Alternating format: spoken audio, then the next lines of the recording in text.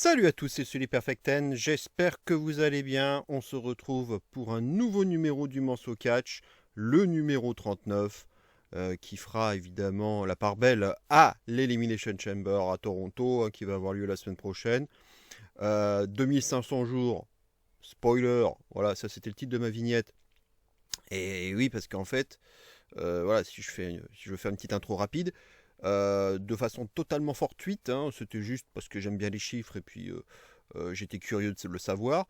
Je voulais vérifier quelle était à quoi remontait la dernière victoire en single de John Cena. Hein. Je compte pas les victoires en équipe parce qu'il en a gagné, il en avait gagné entre temps, mais surtout la victoire en single. Et en fait, je me suis rendu compte que entre l'Elimination Chamber et sa dernière victoire, eh ben, pile 2500 jours. Et là, j'étais sur le cul, je me suis dit, tiens, comme par hasard, 2500 jours entre cette dernière victoire en single et l'Elimination Chamber de samedi prochain. Ah, ça tombe quand même très très bien. Et c'était donc au Greatest Royal Rumble contre Triple H, hein, c'était le 27 avril 2018 exactement. Et donc, ouais, je me suis dit, tiens, ça c'est une sacrée découverte, personne n'en parle. Hein, j'ai pas entendu ça non plus. J'entends pas forcément tout, mais en tout cas, pour l'instant, j'ai pas entendu quoi que ce soit à ce sujet, notamment au niveau des commentateurs de la VVE. Alors, est-ce qu'ils vont en parler la semaine prochaine ou lors du show? Mais en tout cas, moi, ça m'intrigue de voir ça, quoi.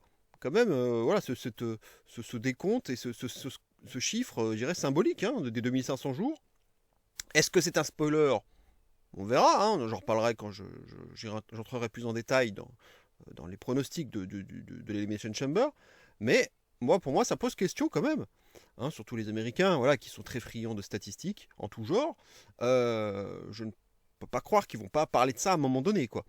Donc voilà, ça c'était vraiment une très très petite introduction. Maintenant, si tu dois parler un peu plus de l'Elimination Chamber, bon, c'est quand même évidemment la dernière marche avant Mania, hein, parce qu'après on part sur la dernière ligne droite, mais qui va quand même être longue, hein, ça sera un mois et demi de build-up pour clôturer la carte, et puis continuer de builder ce qui est déjà en place, hein, les matchs qui sont déjà officialisés.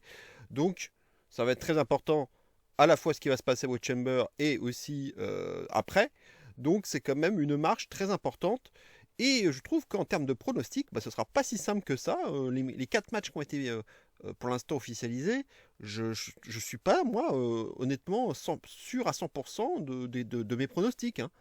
Je ne suis pas certain, je suis peut-être même susceptible de changer d'avis dans la semaine. Donc au moins, il y a cette incertitude. Est-ce que Triple H va surfer, on va dire, sur ce qui s'est passé au Rumble en y ajoutant une ou deux surprises, ce qui marquerait peut-être officiellement le renouveau de Triple H en 2025 et peut-être une nouvelle orientation avec des pay-per-view peut-être moins prévisibles que ce qu'il n'était auparavant, hein, ce qui était quand même l'un des grands reproches qu'on pouvait lui faire. Mais en tout cas, avec notamment ce qui s'est passé avec Jey Uso au Rumble, forcément, si on se retrouve avec à nouveau une surprise quand même de taille au Chamber, on pourra peut-être se dire que il y a une tendance, un début de tendance qui se dégagerait avec peut-être donc des pay-per-view qui seront moins prévisibles à l'avenir. On verra, hein, ça sera peut-être un enseignement à tirer de cette Elimination Chamber. En tout cas, voilà, donc Toronto, Canada. Alors c'est pas le Montréal, hein, je trouve en termes d'ambiance c'est en dessous, mais ça peut être quand même une bonne ambiance et on peut avoir quand même un show intéressant. Il y aura aussi un segment qui est prévu aussi.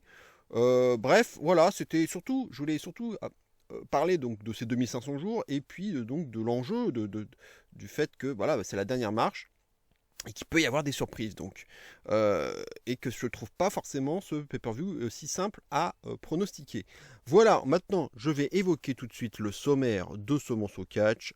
Le voici.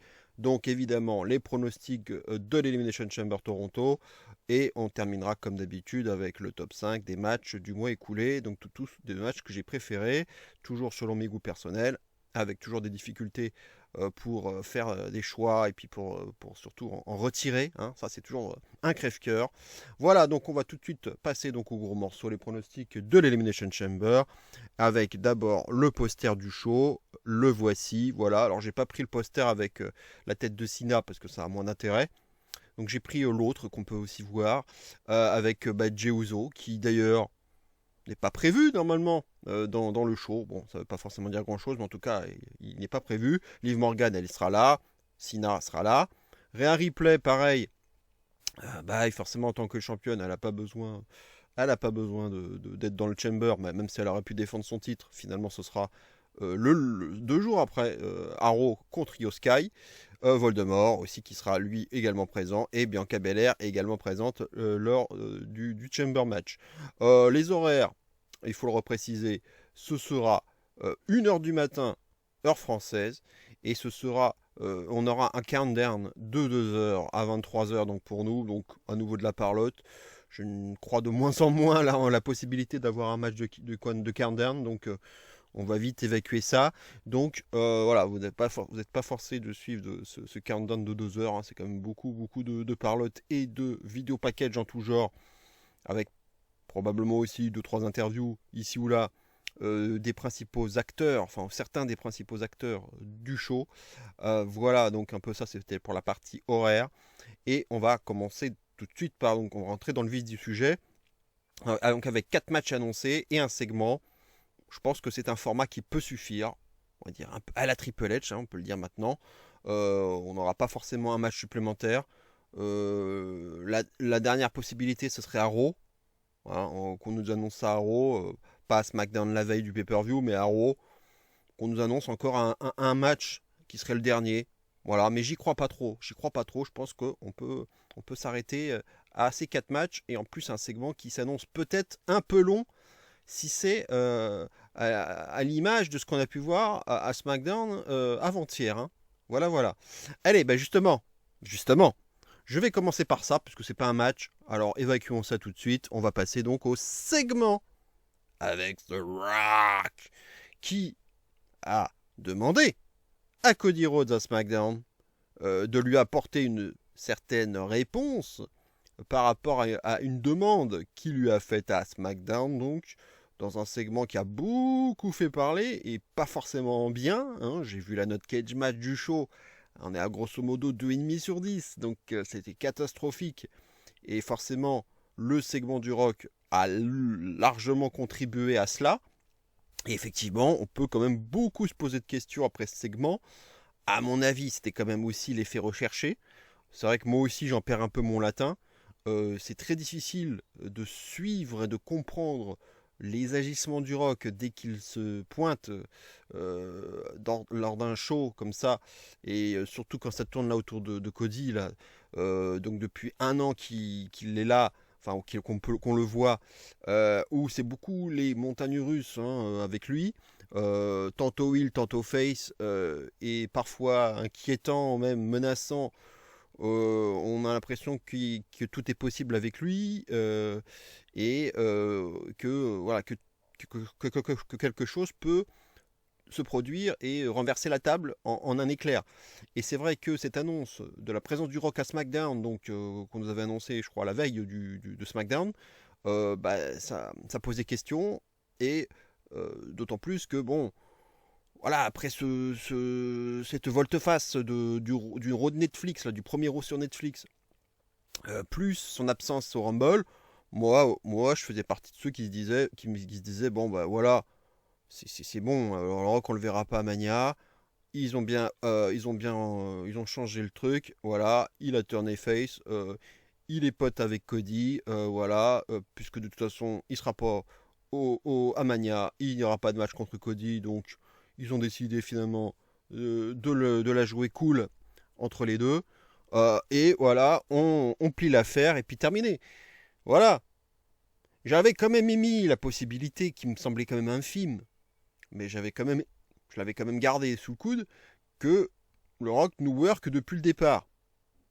Et qu'il y a un énorme work, et que en fait, rien de tout ça soit vrai, et que finalement, le Rock va nous la faire à l'envers et va repartir vers quelque chose de plus, je dirais, menaçant, donc plus heel envers Cody, et que finalement, on pourrait peut-être avoir un match entre Cody et Rock à Mania, en tout cas, une présence du Rock à Mania, voilà, d'une quelconque façon, ça, on verra bien, mais en tout cas, après ce segment qui a beaucoup fait parler, on peut quand même se poser des questions, et on se dit, ah, est-ce qu'il ne peut pas finalement y avoir quelque chose à Mania, en tout cas qui impliquerait le Rock, quoi.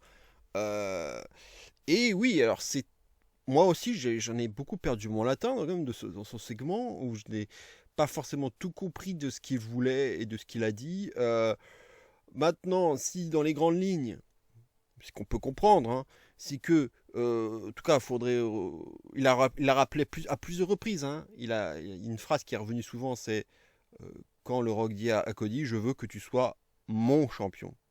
Pas le champion comme ça, hein, mon champion. Voilà, ça c'est quelque chose qu'il a beaucoup rappelé. Et une deuxième phrase à retenir qui est celle de fin, hein, où il dit, où il y a un petit malentendu, hein, puisqu'il dit, il y a quelque chose que j'aimerais plus que tout au monde en fait, c'est ça. Il désigne la ceinture de Cody, donc Cody, bah, lui comprend aussi ça, hein. Et puis l'autre lui dit, non, non, non, je parlais pas de ça, je parle de ton âme. Voilà, I want your soul. Et voilà, donc voilà, ça c'est la deuxième phrase à retenir de ce segment, qui était bien trop long hein, d'ailleurs. Avec donc un Rock très bizarre, on ne sait pas sur quel pied danser avec lui, parce qu'il arrive, il fait plutôt babyface, et puis à un moment donné, il y a quand même quelqu'un qui intervient dans le public, et puis il le rabaisse le caquet quand même très vite, hein, shut your mouth, quoi, ou shut up. Euh, voilà, c'était quand même particulier. Et puis, ouais, un Rock très menaçant à la fin, avec quand même parfois des moments où il dit bah, personne ne le sait, mais en fait, je peux vous révéler un truc, c'est qu'en fait, depuis Mania, bah, en fait, on est potes avec Cody. Hein. Voilà. Nos mères, bah, elles se sont vues aussi. Voilà, regardez la photo, voilà, elles sont très copines aussi. Voilà. Donc, voilà, maintenant, du coup, il y a ce côté un peu sympa, quoi. Et puis, bah, on finit ce segment avec finalement plus plutôt de l'inquiétude et un Cody qui on va dire, on peut le dire littéralement, qui se chie dessus. Hein. Franchement, quand on voit l'état dans lequel il est, il emmène pas large. Hein. Ça, c'est clair. Hein. Donc, il lui dit non, voilà, je réponds pas tout de suite, j'attendrai ta réponse à Mania, pardon, au Chamber, à Toronto, où je serai là. Et voilà, donc on aura un segment, hein, puisque forcément, voilà, Cody n'était pas parti de toute façon pour avoir un match à l'Elimination Chamber. Donc ça fera un match, un segment, pardon. Donc voilà, c'est pas la première fois qu'on a ça avec Cody, hein, on l'avait déjà eu. Ça pose question, et on se dit, bon, là, à un moment donné, faudrait savoir. Le Rock, là, il nous fait quoi, là? Il nous fait quoi? Qu'est-ce qui nous mijote, hein? Qu'est-ce qui nous cuisine? Parce que là, franchement, c'est très particulier, quoi. Donc, on en est là, on a ce segment, et forcément, bon, on se dit, mais qu'est-ce que c'est que ce bordel, quoi? C'est quoi ce truc? Un coup il est heel, un coup il est face, ils étaient potes, et puis il a vu comme les segments quand même, qui étaient costauds à l'époque, hein, où il l'a fait saigner, etc. Puis après finalement, il lui donne un cadeau à Mania, après Mania. Puis on sait aussi que voilà, il y a les fameuses Rolex que Cody avait offertes à plusieurs personnes, dont le Rock aussi. Hein, il l'a reposté d'ailleurs cette Rolex comme par hasard sur X, hein, où il a repassé, il a montré cette Rolex pour dire ça y est, je suis là. Je suis présent, en gros, pour SmackDown. It's time, en gros, voilà. Donc il y a cette petite histoire de montre. Voilà, et je pourrais y revenir aussi d'ailleurs, parce que j'ai encore ma petite idée, une petite théorie là-dessus. Voilà, donc à quoi s'attendre finalement? À quoi s'attendre? Et qu'est-ce que ça raconte finalement, ce segment? Oui, on a l'impression qu'on est tout doucement, mais sûrement en train de préparer le terrain pour un heel turn de Cody. Pas forcément sur le court terme, mais plus, je dirais, à moyen long terme même. Parce que c'est pas demain qui va turner heel, Cody. Même à Mania, ça me paraît quand même encore prématuré. C'est voilà, on connaît la passion hein, de Triple H pour le booking à long terme, hein, comme on dit. Voilà, et j'ai l'impression que le Rock finalement va servir à ça. Voilà, ça va être un peu le petit démon sur son épaule qui va essayer de le tirer du côté sombre, comme j'ai pu le lire ici ou là, d'avoir un corporate Cody. Hein. C'est vrai que ce segment, si on doit essayer de l'interpréter, on a l'impression effectivement qu'on nous emmène tout petit à petit vers un corporate Cody. En tout cas, c'est ce que le Rock semble vouloir lui signifier en lui disant bah moi je te rappelle que je suis membre du directoire de TKO qui lui-même détient la VVE. Donc en gros, bah, je suis au-dessus de toi, quoi. Je suis ton boss. Et du coup, bah, en plus en termes de réseaux sociaux, voilà, t'as quoi t'as quelques millions de followers sur Instagram, super. Moi j'en ai un demi-milliard. Voilà quoi. Donc moi, voilà, il lève sa main en disant, là t'es là, et puis moi je voudrais que tu sois là, encore plus haut, quoi. Donc, et il disait, bah je pourrais en gros réaliser tous tes rêves, quoi. Voilà, avec tes enfants, ta femme. Voilà, il est en train de lui promettre un avenir radieux, un avenir bien pavé de roses. Maintenant, on peut se poser la question, bon, est-ce qu'il n'est pas déjà dans cette situation, Cody? Il est déjà le poster boy de la compagnie, il a la ceinture depuis bientôt un an.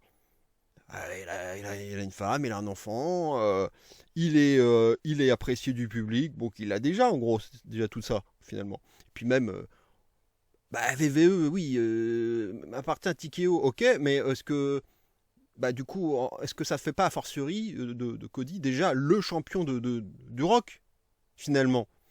Est-ce que ça a du sens finalement tout ce qu'il dit le rock? Parce que le Cody aurait pu lui répondre ça, bah je suis déjà ton champion en fait, par essence. Bref. Bon, voilà, on a essayé quand même voilà, de raconter ça. Bon, maintenant, bon, le segment, qu'est-ce qui va se passer? J'espère qu'il va pas être trop long. Il risque d'être peut-être, je sais pas à quel moment ils vont le placer. Bon, je pense qu'on va avoir les Chambers pour débuter, pour finir. Même si Owens et Zayn pourraient aussi avoir leur carte à jouer pour faire le mini-event. On verra. Mais bon, il sera probablement en milieu de show ce match. Enfin, ce segment, pardon. Ce segment, oui, plutôt en milieu de show, peut-être à l'image de SmackDown d'ailleurs. Où je l'avais trouvé très bizarrement placé. Parce que ça foutu un froid, puis du coup c'était difficile de repasser derrière et de suivre toute la fin de show. Je l'aurais plutôt mis en fin de show finalement, ce segment, même si bon, il n'a pas été très bien, je dirais, perçu et reçu. Voilà, donc que va faire Cody finalement? Mais en fait, qu'est-ce qu'il peut attendre de lui comme réponse, quoi? Ouais, je veux que tu sois mon champion et je veux ton âme. Qu'est-ce que tu veux répondre à ça en fait? Bah voilà, Cody va pas turner heel là dans un vulgaire segment de pay-per-view quoi. Et c'est pas ce qu'on va avoir. Alors j'ai essayé de trouver quelque chose de cohérent, même si ça devient de plus en plus difficile, hein, vu toute l'histoire depuis un an entre Cody et le Rock, sans oublier quand même donc, tout ce qui lui a fait comme mal. Le WrestleMania Nuit 1 où le Rock, hein, faudra quand même pas l'oublier, hein, faudra quand même le garder en tête, a fait tomber sur Cody, l'actuel champion. Bon, ça peut toujours servir à un moment donné. Pour l'instant, ça ne sert pas, mais ça pourrait servir à un moment donné. Il prend le titre à Reigns, très bien.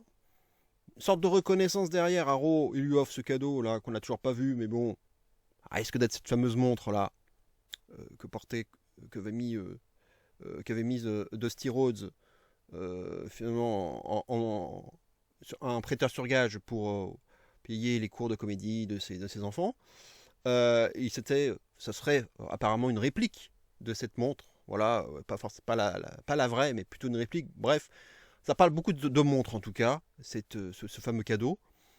Voilà, je pense que ça peut raconter quelque chose éventuellement, ça peut être repris dans le segment de samedi prochain. Et puis bon, bah, ce qui s'est passé à Raw Netflix, et puis ce qui se passe là, quoi. Donc, les montagnes russes avec le Rock, et que pourrait faire le Cody, quoi, à samedi. J'ai ma seule petite idée à l'heure actuelle, ce serait, si on veut essayer de rebondir un peu sur des choses du passé, enfin des choses qu'on a pu avoir dernièrement, ou au moins l'année dernière, hein, j'en monte pas si loin que ça, hein, ce serait que Cody bah, refuse. Voilà, il refuse. Voilà, il aura les arguments qu'il aura, mais peut-être qu'il dira ce que j'ai dit tout à l'heure, dire bah, je suis déjà ton champion en soi. Voilà, VVE c'est sous l'égide de TKO. Je suis champion de la VVE, je suis le visage de la compagnie, bah voilà, je suis déjà ton champion. Donc j'ai pas besoin de plus, quoi. Et je suis déjà heureux, j'ai ma femme, j'ai une très belle femme, j'ai un très bel enfant, j'ai le public qui m'adule, qui m'apprécie. J'ai déjà tout ce qu'il me faut, en fait. Et j'ai peut-être moins de followers que toi, mais moi je suis bien comme ça, en fait. Voilà. Ça sera peut-être ça les arguments de Cody, hein. Et là, derrière, on pourrait rebondir. Ce serait pour moi une énorme passe décisive, hein. Là, un but grand ouvert, il n'y a plus qu'à la mettre au fond.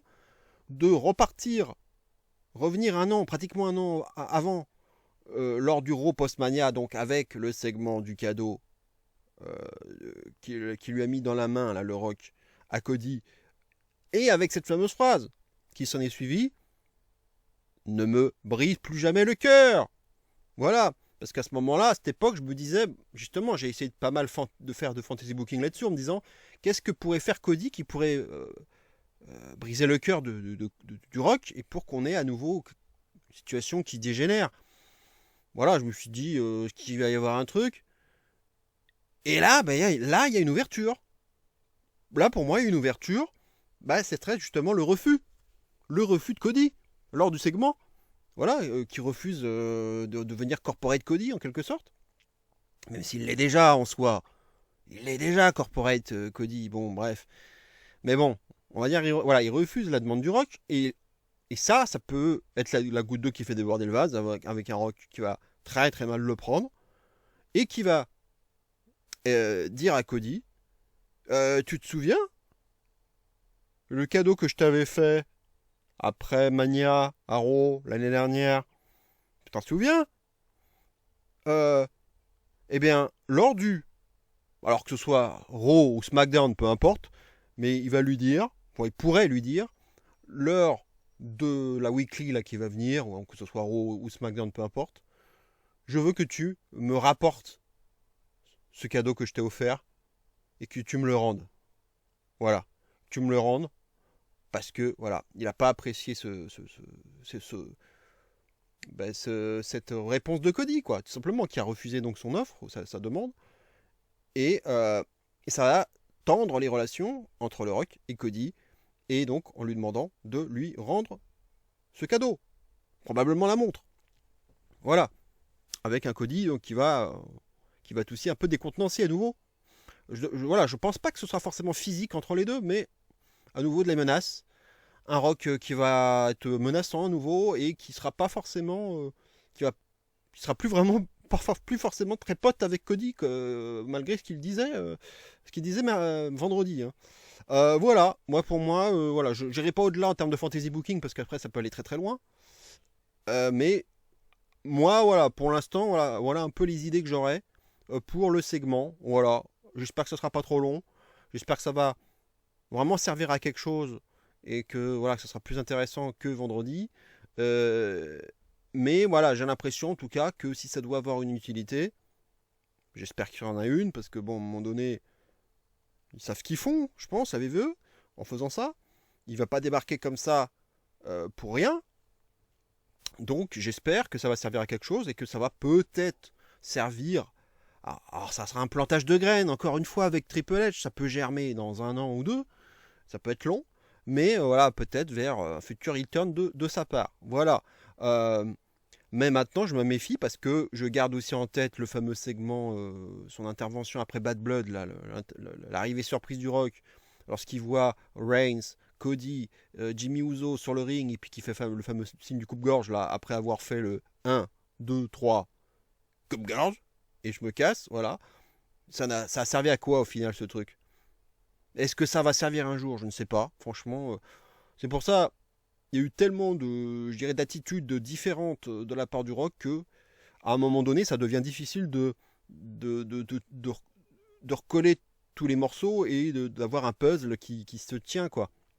Et à remettre toutes les pièces du puzzle dans le bon sens, aux bons endroits, et avoir quelque chose de lisible.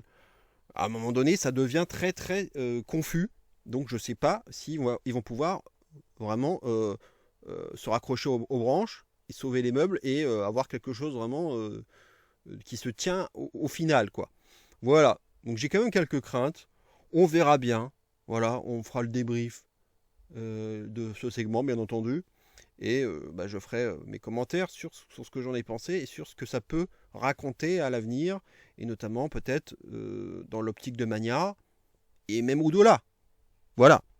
Voilà, donc maintenant on va passer au match. Hein, on va parler un peu d'action avec ce tag team féminin entre Tiffany Stratton et Trish Stratus. Donc Trishy Time, on peut appeler ça comme ça, les deux blondes, face à Candice LeRae et Nia Jax. Voilà, un match qui était quand même bien parti pour avoir lieu depuis au moins la semaine dernière.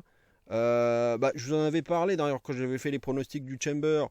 J'avais parlé de la possibilité de voir Trish Stratus parce que il y avait la perspective forcément avec le Chamber à Toronto chez elle d'avoir Trish Stratus donc qui partirait pour avoir un nouveau run. Pourquoi pas pour être dans un match dans le match du Chamber tout simplement. En tout cas avoir une utilité en tout cas dans ce show. Et effectivement, elle s'est pointée au Chamber, et puis s'est pointée au Rumble, pardon. Et puis on l'a vu à SmackDown la semaine dernière où elle était ringside et on avait appris que de toute façon, on savait aussi depuis quelques jours qu'elle serait là quoi au Chamber. On savait pas trop pourquoi, mais qu'elle aurait une utilité quelconque quoi. Et au final, il y a eu ce fameux match. Enfin. J'avais envie de dire, il était temps. Ce Trish Stratus, ce Tiffany Stratton contre Nia Jax qu'on n'avait toujours pas vu. C'est quand même incroyable. Malheureusement, dans un vulgaire SmackDown, alors que ça aurait pu largement faire l'affaire pour Mania, vu comment le truc avait été construit sur la durée. Bref, c'est pas grave. Mais le match a eu lieu, qui était, je dirais, décent, était pas si mal que ça, je trouve. Je m'attendais à pire, ça aurait même...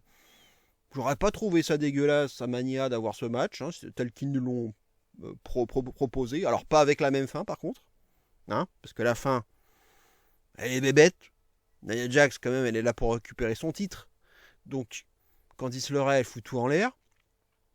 D'ailleurs Nia Jax, je l'ai pas trouvé très véhémente envers Candice, mais bon, c'est pas grave. À la limite, elle s'en foutait finalement de récupérer son titre finalement. Candice LeRae intervient parce qu'elle allait porter son Prettiest Moonsault Ever. Et voilà, disqualification, victoire de Stratton par DQ. Lazy booking, frustration. Et là, le save avec Trish Stratus, qui était donc ringside, qui vient faire le save. Mais quand même, au final, c'est quand même les heels qui ressortent fortes du segment. Voilà, ça c'était un premier avertissement.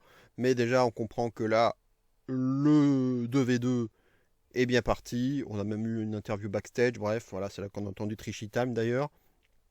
Voilà, et donc oui, ça a été officialisé quoi. Donc, et puis il y a eu donc une deuxième couche ce vendredi à SmackDown avec un match entre Tiffany Stratton et Candice LeRae.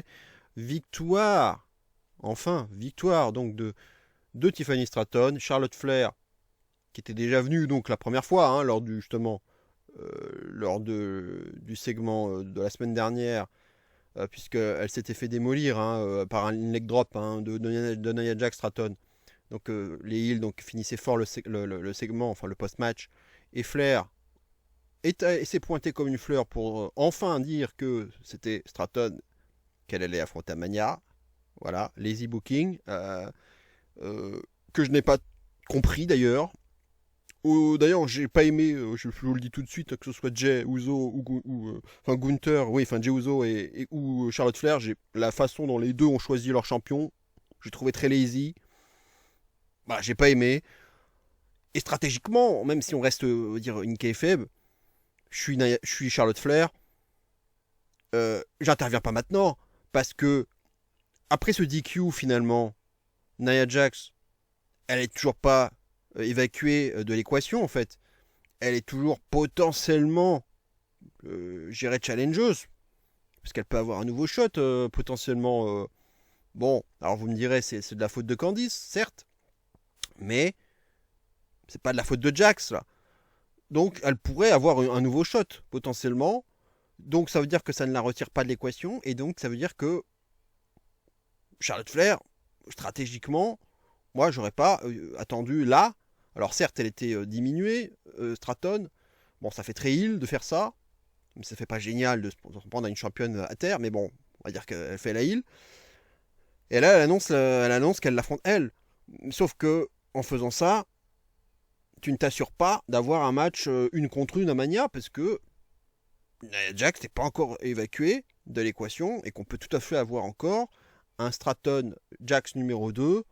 Alors, pas forcément à Mania, hein, évidemment, mais avant, hein, parce qu'il y a un mois et demi après, entre les deux pay-per-view, et que, du coup, rien n'assure d'avoir un Stratton Flair à ce moment-là.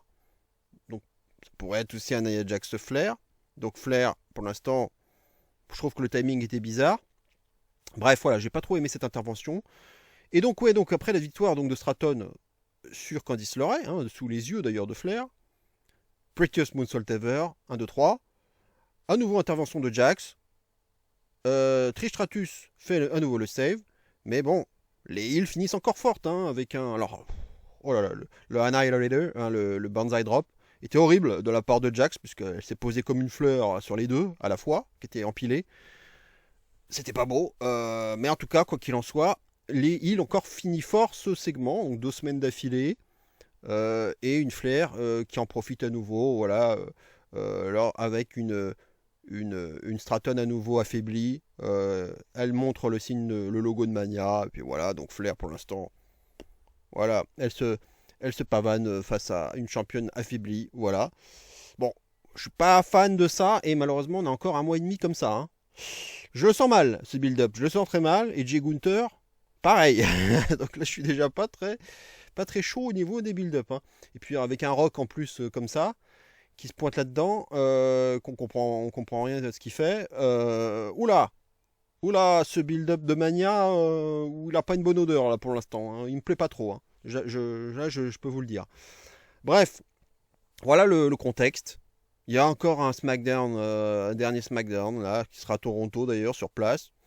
Peut-être l'occasion vraisemblablement l'occasion de builder un truc une dernière fois ce match.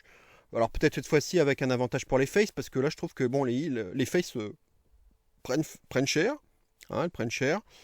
Donc Trish qui est en mode face, là, bon voilà, là on n'est pas sur Thank You Trish, elle est plus comme avant, quoi, voilà. Les deux blondes, voilà, c'est un peu facile. Le pronostic, bon bah évidemment à l'heure actuelle elles sont ultra favorites, les faces.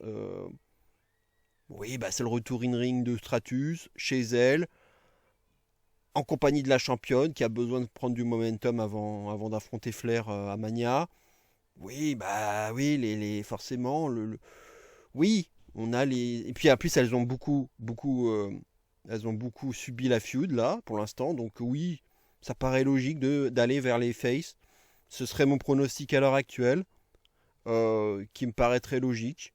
Et Stratton peut reprendre un peu de momentum, peut-être croiser à nouveau la route de Flair, on verra.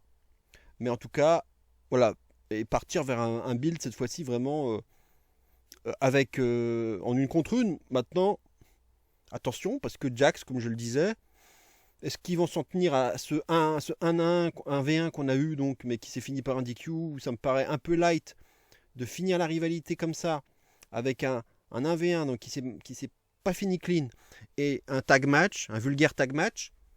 Voilà. Est-ce que ça peut suffire à terminer la feud entre Stratton et Jax? J'en suis même pas sûr.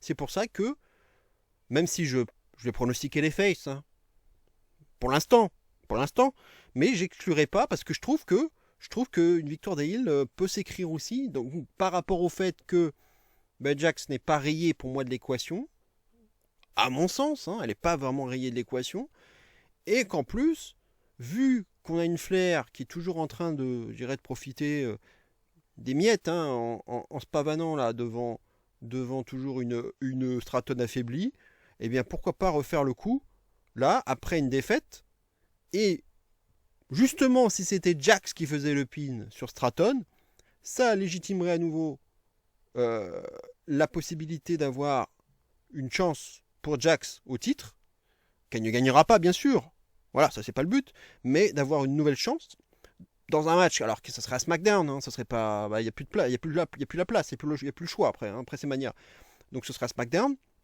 une dernière chance Là, Stratton gagnerait. Voilà. Et là, on pourrait enfin partir vers Stratton Flair, vers le build. Mais, en tout cas, si elle fait le pin sur Stratton, ça peut s'écrire.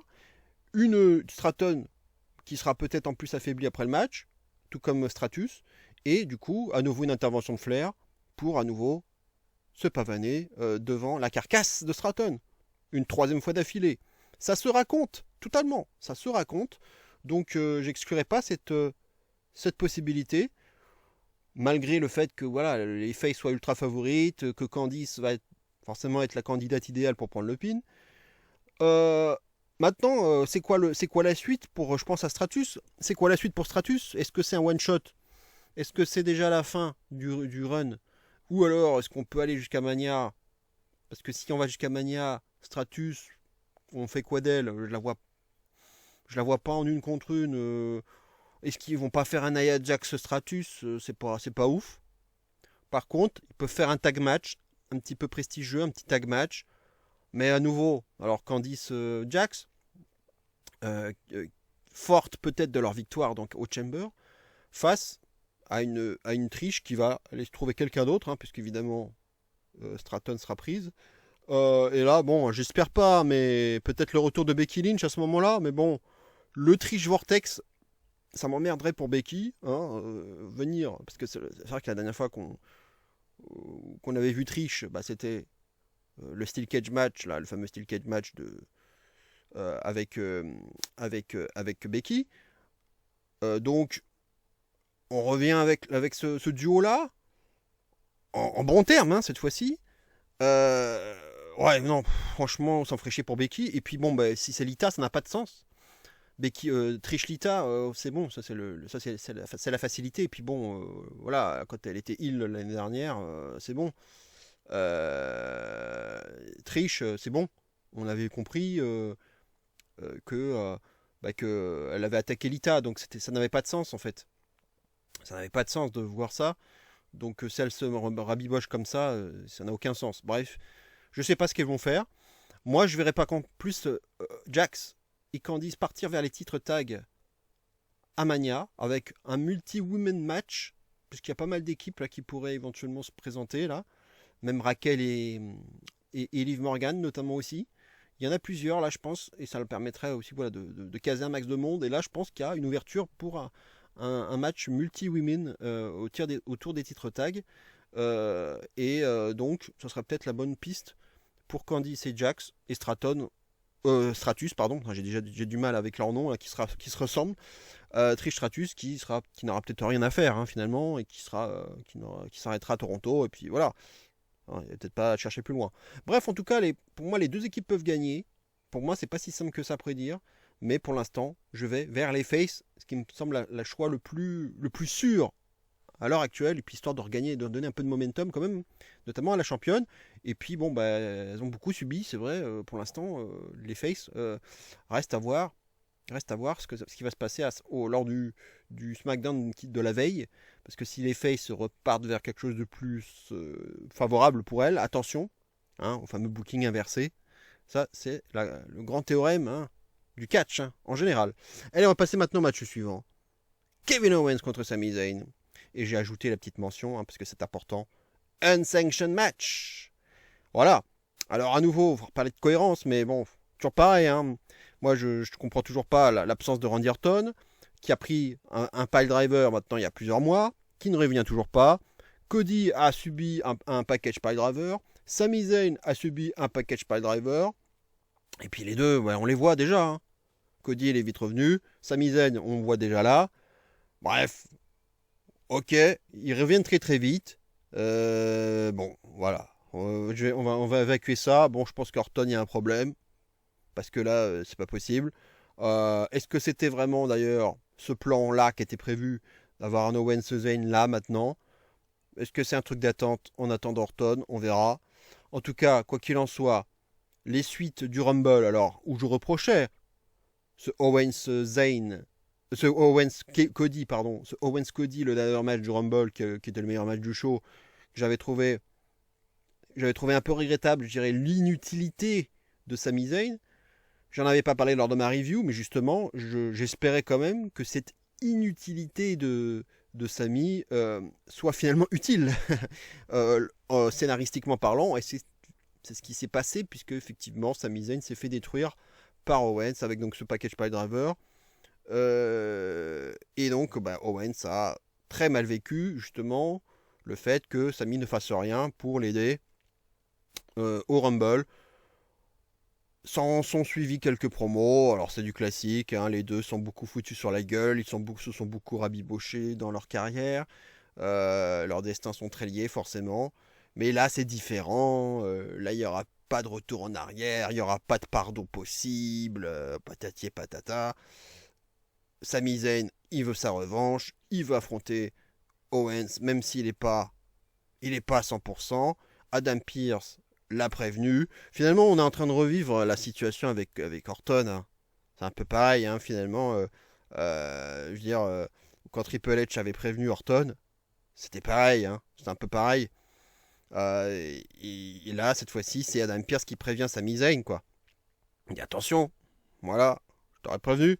Et l'autre, il insiste. Il dit non, je m'en fous, je veux Owens, Chamber. Voilà, parce que dans un premier temps, Owens avait donné rendez-vous à Sami au Chamber, mais sans vraiment savoir si c'était pour un match ou pour un segment. Parce qu'on ne savait pas à ce moment-là dans quel état était Sami, qui finalement s'est repointé à Raw là, cette semaine. Donc il est là, bon, pas forcément à 100%, mais bon, voilà, il dit qu'il a encore des sensations un peu difficiles au niveau de sa colonne vertébrale. Voilà, il ressent des douleurs. Il est pas à 100%. Il y a ce segment là, on l'a vu en une petite vidéo X d'Owens où il est carrément dans la maison de Sami. On le voit avec sa femme et son enfant. Mais bon, il ne s'est rien passé d'autre. Mais voilà, en tout cas, il a insisté. D'abord c'était non, et puis finalement ça s'est transformé en un oui. Adam Pearce a accepté ce match au Chamber. Et Adam Pearce a conclu en disant non pas comme d'habitude, and that's official. Là, il a dit non, it's not official, it's unsanctioned. Voilà, unsanctioned match, ça arrive de temps à autre, hein, c'est une stipule très catchesque. Parfois, on dit aussi lights out match. Donc, c'est un peu toujours l'idée que la compagnie n'est pas tenue responsable de ce qui pourrait se passer, notamment en termes de blessures. Et pour Sami, justement, parce que là, ça peut très très mal finir entre les deux. Et notamment pour Sami. Alors évidemment les deux, s'il y en a bien un qui connaît Sami, c'est bien Kevin. Et s'il y en a bien un qui connaît Kevin, c'est bien Sami. Donc forcément, il n'y a même pas à débattre sur l'alchimie qu'il y aura entre les deux. Elle va être au top. On ne peut plus au top. Si on les laisse vraiment se défouler et faire ce qu'ils veulent, et faire ce qu'ils savent faire, ça peut être un très gros match. Ça peut évidemment être le show stealer, parce que les chambers sont très particuliers. C'est une cage et voilà, on n'est pas, voilà, c'est peut-être un peu plus storytelling et moins catchesque. Donc là, c'est le match un peu champagne qu'on peut avoir, quoi. Et en plus avec la violence, donc on peut avoir de tout. On peut avoir de tout même, et du storytelling aussi bien sûr. Donc c'est un match qui peut être complet, avec un peu de drama. Match très bien raconté, avec du suspense, vraiment de la violence, envie d'en découdre. Et voilà quoi, donc pour moi c'est ce match du catch, c'est du catch à l'état pur. On devrait passer un très bon moment. J'espère que ça va. On a l'avantage d'avoir 4 matchs. Alors il va y avoir un segment qui va peut-être prendre beaucoup de place, mais bon. En tout cas, on a une carte légère. Pour l'instant, en tout cas, on a une carte légère. Ça peut leur laisser quand même l'espace au moins pour s'exprimer pendant 20 minutes. J'espère. J'espère qu'on aura 20 minutes pour ces deux-là. Même si les chambers peuvent être longs. Le pronostic également, il n'est pas simple. Hein, parce qu'on a deux. Bon, on a évidemment les deux Canadiens. Alors, on n'est pas à Montréal. Hein, c'est dommage. Mais on est quand même à Toronto. Bon, la pop sera là quand même. Hein. Mais le résultat est pas si simple, je trouve. Maintenant, moi, parce que la route vers WrestleMania, elle est pas claire pour l'un comme pour l'autre. Moi, j'irai quand même vers Kevin Owens. Alors, j'aime bien aussi, je l'ai déjà dit, mais j'aime bien aussi faire des pronostics de cartes de pay-per-view en regardant un peu je dirais, le nombre de les victoires heel et les victoires face, comme j'ai tendance à donner un peu plus de victoires, je vais partir un peu plus, sans trop spoiler, mais je vais être un peu plus vers des victoires face dans les deux chambers, et que je vais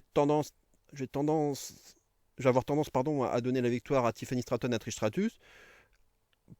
Je vois pas, c'est rare, c'est déjà arrivé bien sûr, mais c'est rare d'avoir un show avec que des victoires heel ou que des victoires face. Donc il va falloir un peu de hit dans ce show, en dehors aussi du segment du rock, hein, qui peut être aussi un segment à hit, mais bon, ça reste un segment. Donc je pense qu'il y a peut-être plus de chances que ce soit Kevin Owens qui s'impose, parce qu'en plus, il a quand même fait beaucoup de choses là, il a beaucoup donné de sa personne, notamment au Royal Rumble, hein, et puis j'avais pu lire qu'il avait beaucoup impressionné, et puis il avait plu aux officiels, hein, dans sa prestation. C'est vrai qu'on avait l'impression qu'il était complètement mort, hein, après le bum qu'il avait reçu, l'Alabama Slam sur l'échelle. Là, oui, il était dans les vapes, quoi. On ne savait pas finalement s'il workait complètement ou pas, hein, parce que franchement, il était vraiment dans les vapes. Et ça, ouais, il avait beaucoup donné. Et puis bon, bah, il a perdu beaucoup contre Cody notamment, hein. Il n'a pas beaucoup de victoires comme ça, de grosses victoires. Il avait une occasion pour moi qui était idéale et c'était une autoroute, c'était d'écrabouiller Randy Orton en Arabie Saoudite, et ça n'a même pas eu lieu. Ça s'est transformé en segment. Voilà, on va pas revenir là-dessus. Bref, il n'a pas sa vraie grosse victoire là, dernièrement en tout cas. Et pour moi, cette victoire est beaucoup plus nécessaire pour Owens que pour Sami, quoi. Voilà. Donc, moi, je vais y aller avec Kevin. Il faut le récompenser. Il faut lui donner une grosse victoire. Et je pense que c'est plus lui qui a besoin de ce momentum, notamment dans la Road to WrestleMania, parce que derrière, il y aura forcément quelque chose. Zayn, point d'interrogation, parce qu'il peut aussi, forcément, le perdant de ce match, on n'est même pas sûr de le revoir tout de suite, hein, même pas sûr de le voir à Mania, vu comment ça va se terminer. Les spots vont être, à mon avis, il va y avoir de la sauvagerie, il va y avoir peut-être à nouveau des package pile drivers, sur des échelles, ça peut aller très très loin. Et peut-être même plusieurs pile drivers même. Donc, pas sûr qu'on revoit même Sami Zayn à Mania. Donc, j'irai vers Owens, voilà, pour le remercier, pour compenser un peu toutes ces défaites qu'il a prises, quoi, qui sont, à un moment donné, c'est bien beau de mettre over les autres, mais il faut aussi saluer le travail qui est réalisé de sa part, justement pour mettre en valeur les autres, et puis pour raconter une histoire, tout ce qu'il peut faire au micro, tout ce qu'il peut faire in-ring, et tous les risques qu'il prend, quoi.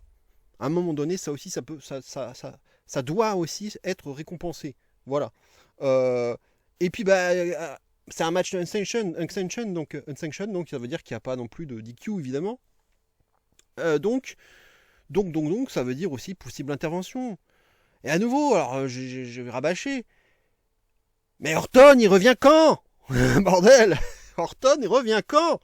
Parce que là, à un moment donné, pour moi, c'est peut-être la dernière possibilité, quoi. S'il vient pas là, bah c'est mort, quoi. Mania, on va pas l'avoir, ce putain de match, là, parce que depuis le temps qu'il est construit, raconté le truc, c'est pas possible. Pour moi, c'était Orton Owens, c'était l'idée depuis le départ, c'est comme ça qu'on nous l'a vendu. S'ils n'ont pas fait le match en Arabie Saoudite, c'était aussi, je pense, pour le protéger dans l'optique de Mania. Ou alors parce que Orton avait vraiment un problème physique et du coup on l'a pas su, et du coup ils ont finalement reporté l'échéance, quoi. On sait pas. Il y a un grand flou autour d'Orton, j'entends pas de news, même des journalistes, c'est très flou. Donc que vont-ils faire? Est-ce que finalement Sami c'est pas le plan B, voilà, en jouant la facilité, parce que voilà, c'est quelqu'un que Owens connaît bien, et puis ça offre toujours des matchs, de très bons matchs, spectaculaires et tout, donc c'est un peu voilà, le plan facile. Mais là, c'est pas Mania, c'est Chamber. Ils vont pas le faire deux fois ce match, hein. Ils vont pas le refaire à Mania, hein, je pense pas. Donc à un moment donné, il va falloir une suite derrière. Donc la suite, bah, Orton Owens, enfin. Alors, mais du coup, est-ce que ça veut pas dire que Orton pourrait éventuellement intervenir pour faire gagner Sami? Ça peut se raconter aussi, ça, évidemment. Il va pas turn heel, hein, il va pas arriver à faire gagner Owens, ça n'a absolument aucun putain de sens. Ils vont pas le faire ça. Mais la seule ouverture, je dirais, la seule possibilité de victoire pour Zayn, à mon avis, ce serait une intervention d'Orton, une intervention salutaire. Voilà, je ne vois que ça. Donc voilà. Mais ça peut être une. Voilà, moi, j'ai pas forcément besoin de voir Orton au Chamber, mais au moins, voilà, Orton, que Owens gagne, voilà, et que là, voilà, dans les jours qui suivent, peut-être pourquoi pas dès le prochain SmackDown, voilà, là, on a un Orton qui revient pour finir le show, par exemple. Et là, la grosse pop. Et puis là, c'est parti. Un mois et demi, là, et on est reparti comme en 40 et on reprend les affaires courantes. Et puis ça y est, on finit l'histoire et gros match à Mania. Voilà, parce que c'est ça qu'on attend. Pour moi, c'est ça le match. Donc ça voudrait dire quand même, je pense quand même plus, il faut plus donner ce momentum à Owens plutôt que de voir une intervention d'Orton qui va faire gagner Sami. Bref, moi j'aimerais moins. Pour moi, c'est Owens qui a besoin de cette victoire. On va passer maintenant au match suivant. L'Elimination Chamber féminin. Ça y est, les 6 filles, on les connaît. Le plateau, il est plutôt sympathique, je dirais. Il y a un peu de star power quand même. Il y a aussi il y a aussi une jeune qui monte. Il y a des filles expérimentées. Des filles qui ont gagné pas mal de titres. Donc il y a quand même un plateau qui est pas inintéressant, je trouve. Alors, on le rappelle donc, comme on peut le voir ici, Alexa Bliss, Liv Morgan, Bianca Belair et Naomi, donc les 2 championnes tag team, c'est la particularité de ce match, elles sont ensemble. Bayley et Roxanne Perez, qui est la petite surprise, hein, mais quelqu'un qu'on est en train de faire monter, mais alors, comme une fusée là. Hein, on lui a donné quand même un record de longévité au Rumble. La fille, elle est même pas dans le même roster. On lui donne déjà le record de longévité dans un Rumble, et puis on lui donne une place dans le Chamber, quoi. Alors qu'elle n'est toujours pas officiellement dans le main roster. Ça, c'est quand même une sacrée perf. Et ça, ça donne une idée de la confiance qu'on met en elle. Hein. Ça, c'est clair et net. Voilà. Donc ça, ce sont les femmes en présence. Alors évidemment, comme souvent hein, dans les chambers, et un peu à l'image de la photo qu'on voit à l'heure actuelle, hein, avec les chaînes de la cage du chamber, bah justement, il y a des maillons, il y a des liens entre les unes et les autres. Forcément, il y a de quoi raconter des histoires à l'intérieur du match. Et ça peut aider aussi d'un point de vue pronostic, quoi. Pour faire un peu pour évacuer certaines prétendantes, quoi. Et ben je le trouve pas si simple que ça à prédire ce chamber, hein, comme celui des hommes. Je trouve qu'il n'y a pas forcément une grosse favorite qui se dégage, parce que finalement, si on fait l'état des lieux là, et ben en fait les 6 filles sont potentiellement prises pour Mania en fait. C'est ça qui est étonnant en fait, parce que d'habitude moi quand je fais un pronostic de chamber, en général, j'évacue, j'enlève ceux et celles qui sont déjà susceptibles d'avoir un combat Mania, enfin qui sont déjà dans d'autres programmes, et puis j'évacue, et puis à un moment donné, il en reste une ou deux, ou un ou deux à la fin, et puis on choisit le plus logique, quoi. Et en fait, là, je trouve que c'est pas si évident, parce que, bah, en fait, si je prends les 6, on peut les avoir à Mania, mais dans d'autres matchs, qui n'ont rien à voir avec un match de championnat, parce qu'il faut rappeler quand même que la gagnante va affronter Rhea Ripley. Hein, vu que forcément Flair a finalement décidé d'opter pour Tiffany Stratton, hein, ce qui n'était pas une surprise, hein, c'était aussi mon idée. Hein, même si ça se racontait évidemment d'avoir le replay Flair, ça se racontait, c'était ma carte prédictive de Mania à l'époque, je l'avais plutôt mis ça, mais au final, bon, ça se racontait, et voilà, il y avait quand même plus de chances que Flair aille vers elle. D'autant plus qu'on la voyait plus du côté de SmackDown Flair. Voilà, en tout cas, une perspective donc d'un match face à Rhea Ripley à Mania. Si on fait l'état des lieux donc, bah j'en ai déjà parlé, hein, mais je l'avais déjà dit. Alors là pour le coup, j'avais déjà dit dans ma carte prédictive de Mania, et je pense qu'on aura toujours des chances de le faire, de l'avoir, même si les deux sont dans une brande, dans des brandes à part. Mais Liv Morgan, Judge Monday, Monday Night Raw, euh, d'un côté, qui a éliminé Alexa Bliss lors du Rumble, on s'en souvient, avec beaucoup de hits. Du coup, ce qui a fait que on a eu, on va dire, la grosse pop de son retour, mais finalement avec une présence qui n'a pas été très très longue au Rumble, donc ça frustration ultime. Liv Morgan qui nous prive de ça, donc d'une présence plus longue de Bliss.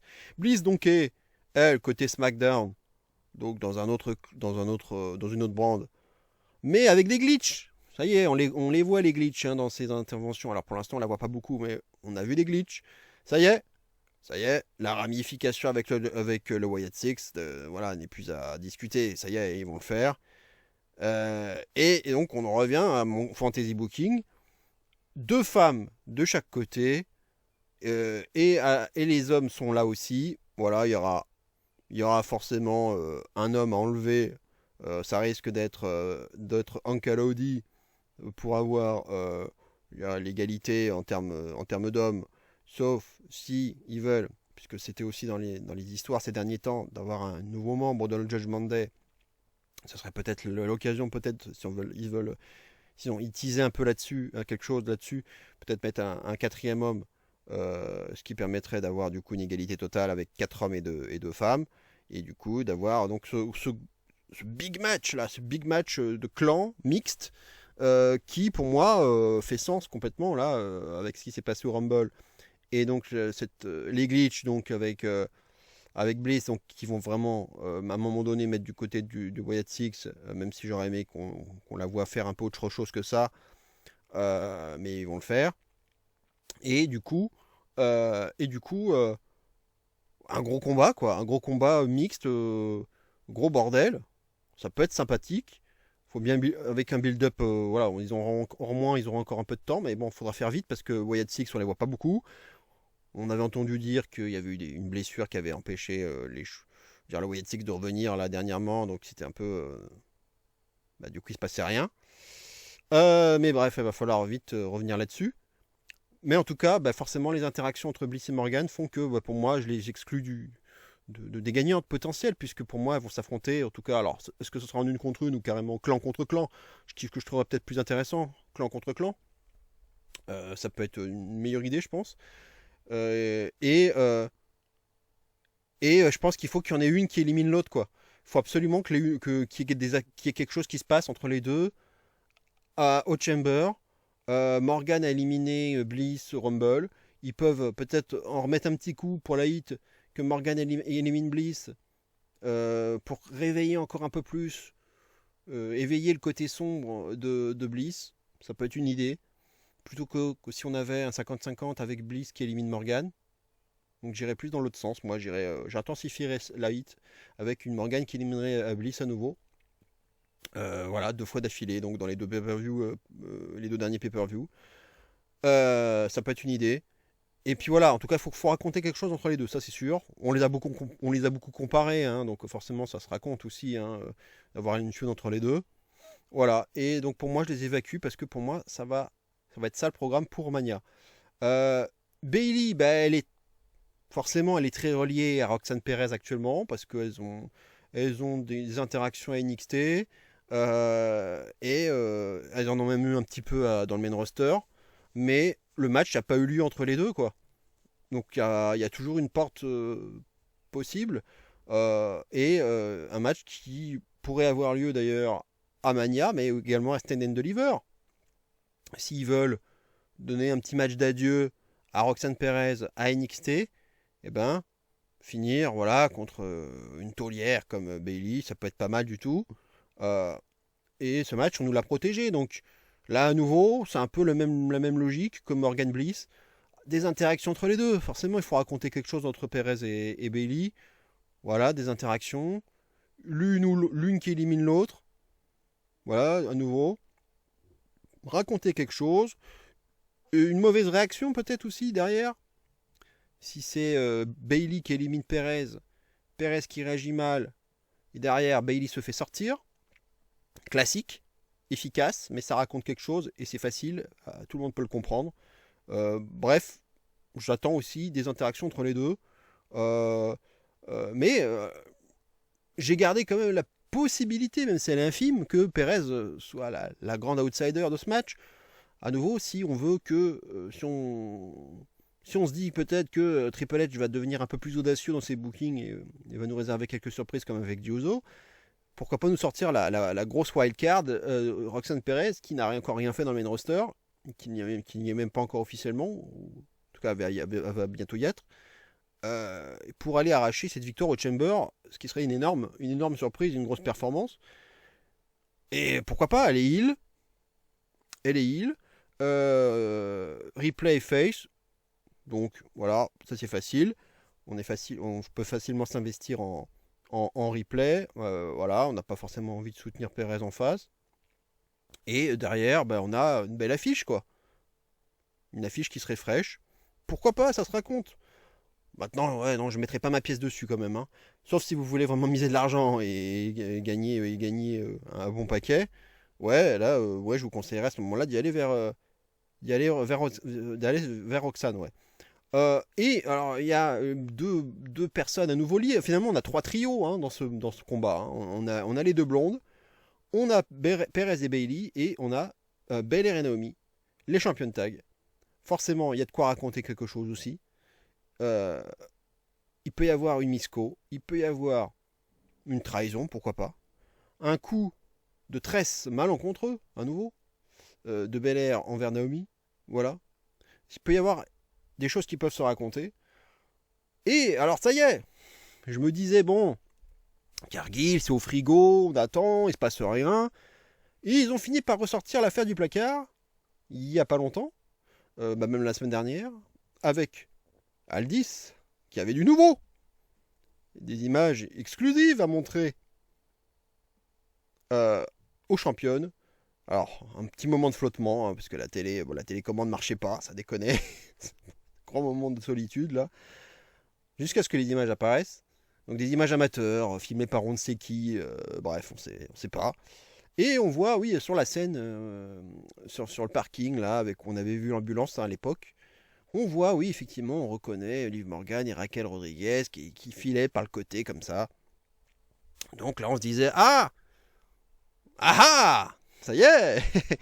Et alors, la grande réaction de Naomi, mais voilà, je vous l'avais dit, les gens m'accusaient comme ça, je le savais depuis le début que c'était elle, voilà. Et puis bon, sauf que bon, elles sont un peu coconnes parce que ça, bah oui, mais ça prouve quoi? Oui, elles sont là, et alors? C'est une preuve, ça? Tu mets ça, ça, ça fonctionne pas devant un jury, ça, qu'est-ce que tu veux faire? Tu peux rien faire là-dessus, t'as aucune preuve là-dessus. Bref, voilà, elle s'excite, ce qui peut donner encore un petit peu plus de soupçons pour Naomi d'ailleurs.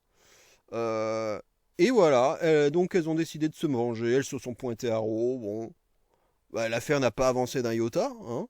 Et puis Raquel et Liv, on leur parle de ces images, elles bottent en touche, elles rigolent, et voilà. Donc il se passe rien, au final, alors certes, on reparle de l'affaire, ça c'est bien, mais au final, rien n'a avancé. Rien n'a avancé.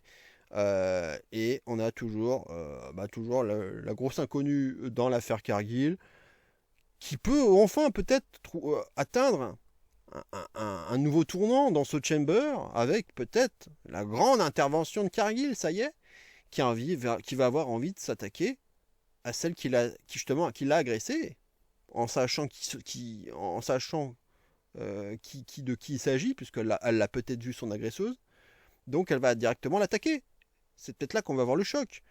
Et là, elle va attaquer Naomi, devant les yeux, sous les yeux, pardon, de Belair, qui va pas en croire ses yeux, voire attaquer Belair sous les yeux également d'une Naomi qui n'en croit pas ses yeux, mais alors là, j'espère pas. Franchement, j'ai pas envie de voir Belair qui serait la coupable, alors que pour moi, ça n'a aucun sens. Alors que Naomi, il y a toutes les raisons de croire que c'est elle la coupable.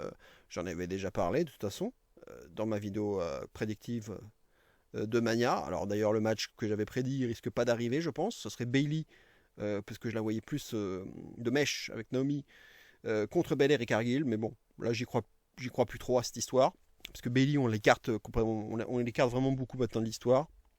J'y crois plus trop à ça. Par contre, Naomi, pour moi, elle est toujours mouillée là-dedans, hein. Voilà. Ça, pour l'instant, pour moi, ça reste ma suspecte numéro 1. Voilà, donc il peut se passer quelque chose avec Cargill. Elle peut se pointer au moment où il y en a une qui sort, paf, elle l'attaque. Et voilà quoi. Et alors, la perspective de Mania va peut-être pas forcément être des plus glamour, hein, si on a un Naomi Cargill. Hein. Et pareil, si on a un Cargill Belair, parce que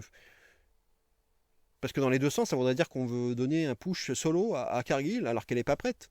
Elle n'est pas prête, je suis désolé, elle est toujours en apprentissage et il vaut mieux la garder au chaud pour l'instant dans la division tag. Hein, parce qu'elle n'est pas prête du tout. Elle n'est pas prête du tout.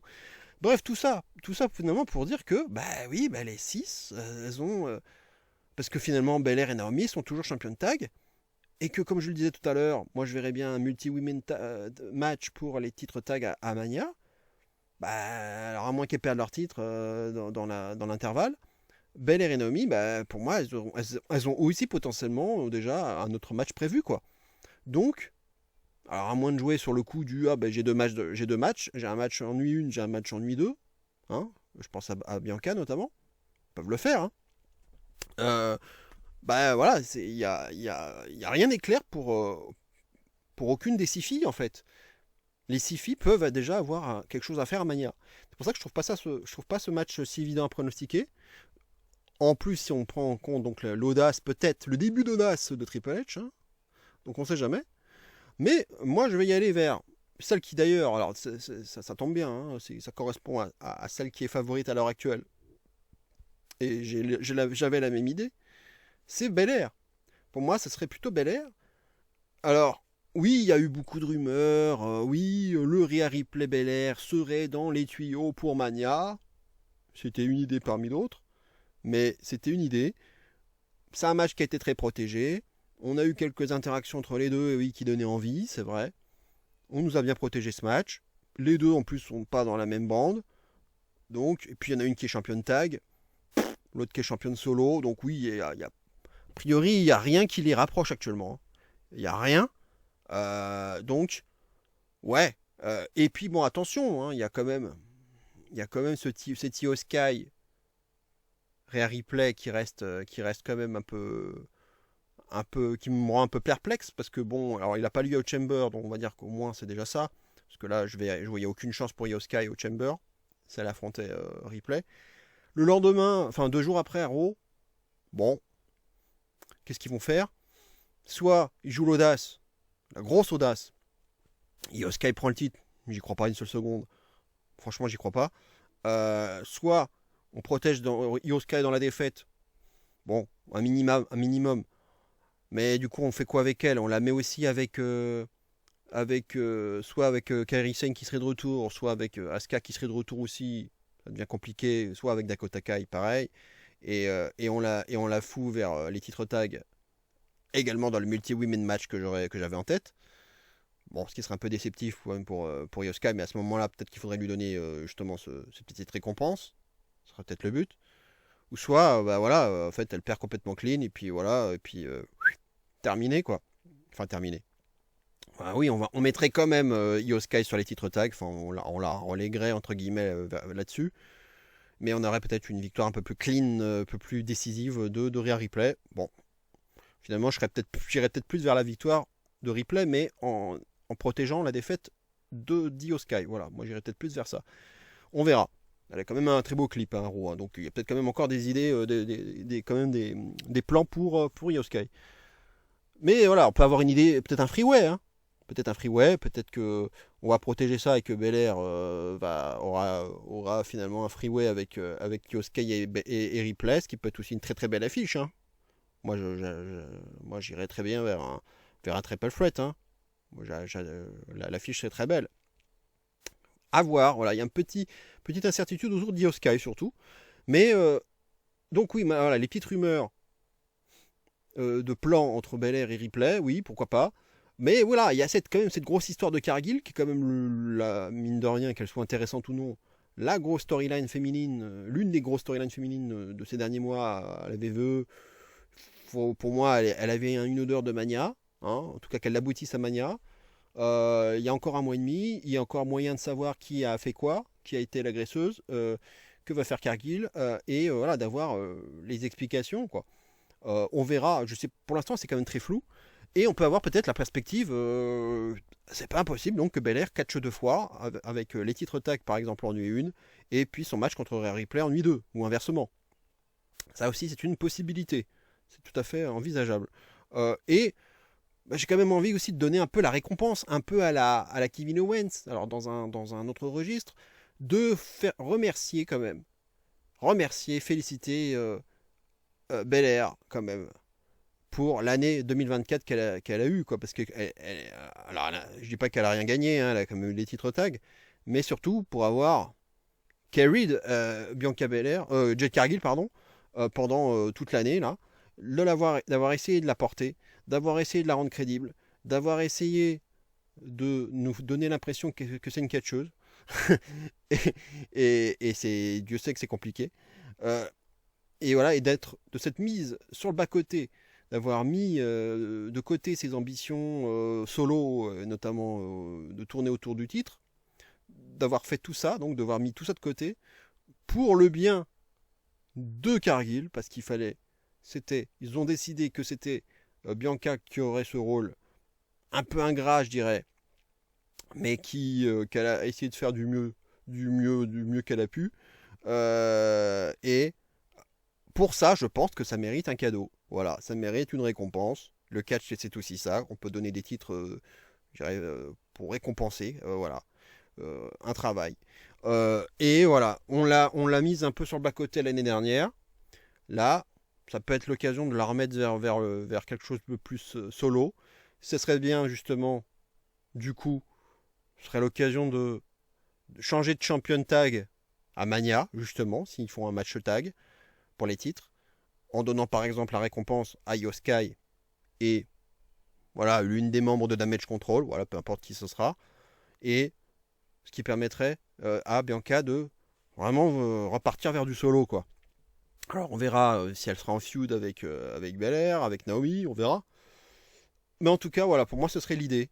J'irai vers Bianca, voilà, j'irai vers Bianca quand même, parce que les autres, j'arrive pas à me projeter vers un Rhea contre l'une de ses filles. Perez serait peut-être vraiment la grosse surprise, je dirais, qui peut éventuellement se faire, hein, qui peut se faire. On sait jamais. Ça serait mon coup de folie, je dirais. Si j'ai un coup de folie à donner, ce serait Perez, mais si je veux être un peu plus raisonnable, je dirais Belair.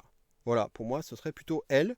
Et ce qui n'empêcherait pas d'avoir donc le replay Belair, même s'il n'a pas été construit, hein, on peut le dire. C'est vrai que une grosse affiche comme ça, bien protégée, ça méritait quand même, je pense, un meilleur build, même s'il reste un mois et demi. Mais le problème, c'est que Belair, elle est complètement engouffrée là, dans cette histoire avec Cargill, quoi, et puis Naomi à côté.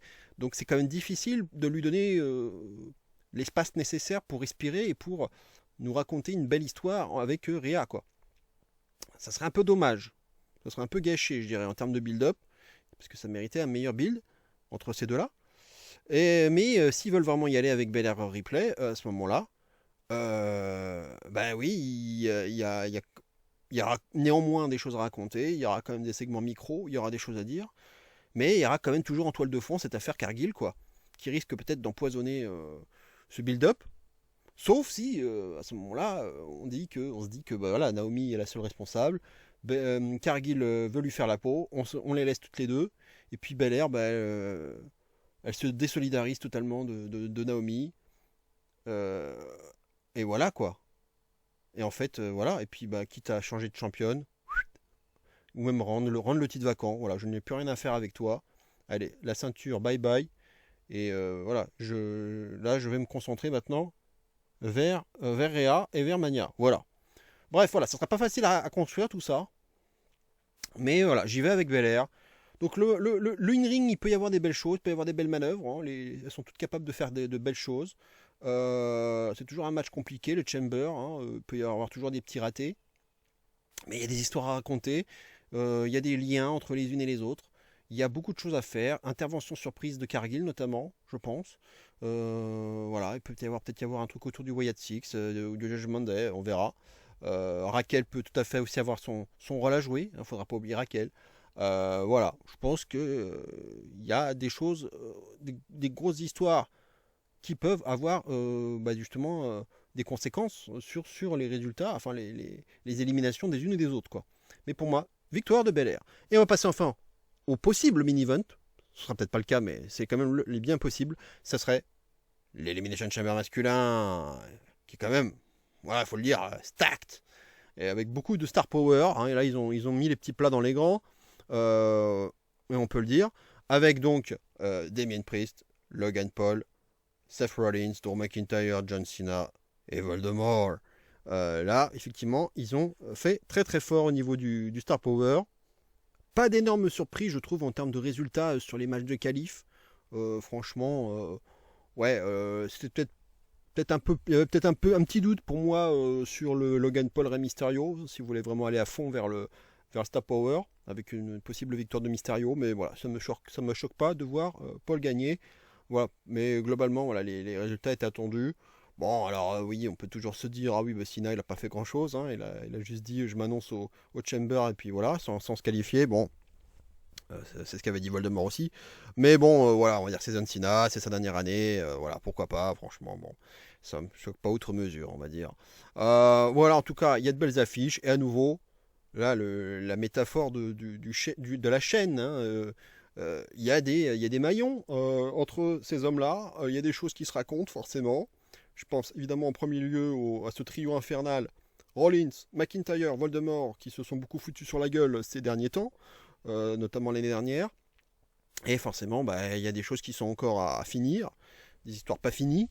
Je pense à Voldemort et Rollins, parce que forcément, Voldemort a gagné pour la première fois donc un match entre les deux lors du premier Raw sur Netflix. Ça va pas se terminer comme ça. Je pense qu'il y aura d'autres matchs entre les deux. Et puis bah, il y a ce fameux moment du Rumble où Logan Paul élimine Voldemort.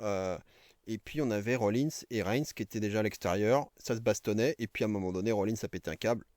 Il s'est bagarré encore avec Voldemort. Et puis derrière, grosse tombe sur Reigns, hein, notamment sur les escaliers. Et on n'a pas vu Reigns depuis, quoi. Donc voilà. Et donc forcément, il y a beaucoup d'histoires encore à finir entre Voldemort et Rollins. John Cena, bon bah forcément il y a une histoire, je dirais, un peu plus évidente avec Voldemort, un peu plus qu'avec les autres. On a quand même un McIntyre qui, forcément aussi a des liens donc avec Rollins, avec Voldemort, ça se raconte forcément. Et il peut tout à fait être un challenger crédible pour Cody Rhodes. Voilà, forcément, il est à SmackDown en plus, donc faudrait pas l'exclure des gagnants potentiels. Damien Priest, j'y crois pas à sa victoire, j'avoue. Ça va partir de trop loin. On nous a teasé du Cody Priest, mais franchement, j'y crois pas une seule seconde. C'est pas une affiche de Mania, quoi. Non, il sera pas là-dedans, j'y crois pas. Logan Paul, c'est toujours un peu les ébulons qui capable de tout. Ça peut se faire, hein, Cody, Paul, mais je trouve que ça manque un petit peu de star power, un petit peu d'étincelle pour se dire que ça serait une affiche de Mania. Déjà, bon, il y a quand même pour moi une déception d'avoir le Gunther Jey Uso. Si c'est pour avoir un Logan Paul Cody Rhodes, waouh, alors les deux matchs principaux de Mania avec ça, quoi, avec ces affiches là, bon, ouais, non, ce serait quand même décevant. Donc j'ai vraiment quelque chose d'un peu plus clinquant. Et Logan Paul, bon ben, il a éliminé notamment AJ Styles du Rumble. C'est une possibilité d'avoir AJ Styles contre Logan Paul. Logan Paul contre Braun Breaker, possible aussi. C'était dans ma carte prédictive de Mania. Bon, pour l'instant, il n'y a pas eu d'interaction. Il est à Raw, donc ça peut être envisageable. Et puis peut-être aussi d'avoir finalement ni l'un ni l'autre, mais c'est-à-dire d'avoir un match multiman pour le titre intercontinental, puisqu'on a l'impression qu'on est en train de nous mettre des petits liens entre les uns et les autres, hein, notamment quand je pense au trio là, Penta, Pete Dunne, Ludwig Kaiser. Bah, c'est peut-être déjà aussi pour commencer à nous mettre des maillons à nous en créer en tout cas, dans l'optique d'un multi-man match pour le titre intercontinental, et puis donc avec Edge et Styles qui sont en train aussi de rapprocher de Braun Breaker. Logan Paul, il suffirait qu'il se joigne à tout ça, et, et on embarque tout ce beau monde, quoi. Ça peut faire un match très très très cool, hein, peut-être même en ladder match, hein, sait-on jamais. Mais voilà, moi ça serait peut-être une option à considérer d'avoir un match multi-man pour le titre intercontinental. Donc ça serait peut-être une option pour Logan Paul, si ce n'est pas un match face à AJ Styles, qui serait aussi très vendeur. Je pense que je préférerais même voir un Logan Paul et AJ Styles, un Logan Paul Cody Rhodes, personnellement. Donc je ne vois pas Logan Paul par exemple, gagner ce Chamber. Et Rollins et Voldemort, je pense qu'ils ont encore des histoires à raconter, que ce soit en 1 contre 1 ou autre possibilité qui me semble assez forte, c'est d'avoir un triple threat avec Roman Reigns qu'on n'a toujours pas vu depuis le Rumble, et forcément un Roman Reigns qui aura soif de revanche, forcément. Donc il va forcément s'en prendre à Rollins quand on va le revoir. Pourquoi pas au Chamber? Ça fera peut-être redite si on voit Cargill intervenir et si là on voit Reigns intervenir. Donc je pense pas qu'on aura les deux, sinon ça va faire très, très répétitif. Mais peut-être que Reigns pourrait faire son retour au Chamber pour venir attaquer directement Rollins. Voilà. Pas Voldemort. Bon, voilà, c'est pas trop Voldemort là le problème, même si c'est un peu tendu avec lui. Mais avec Paul Heyman en plus qui serait là, hein, qui pourrait aussi être là pour tempérer Roman Reigns, hein, si vous voulez s'en prendre à Voldemort, mais je pense pas. Mais surtout Rollins, quoi, qui serait la cible, en tout cas, privilégiée de Reigns. Et là, on part vers un triple threat potentiel. Voilà.